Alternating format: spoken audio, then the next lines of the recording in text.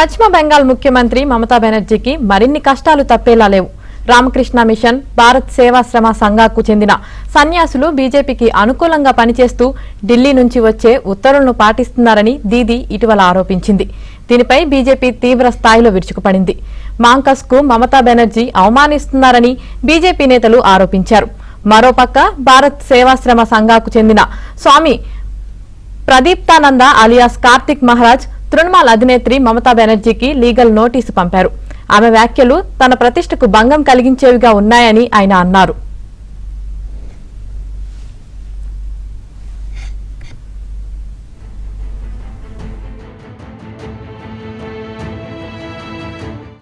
పనిచేస్తూ ఢిల్లీ నుంచి వచ్చే ఉత్తర్వులను పాటిస్తున్నారని దీదీ ఇటీవల ఆరోపించింది.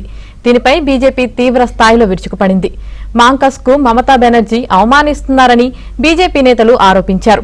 మరోపక్క భారత్ సేవాశ్రమ సంఘాకు చెందిన స్వామి ప్రదీప్తానంద అలియాస్ కార్తిక్ మహారాజ్ తృణమూల్ అధినేత్రి మమతా బెనర్జీకి లీగల్ నోటీసు పంపారు.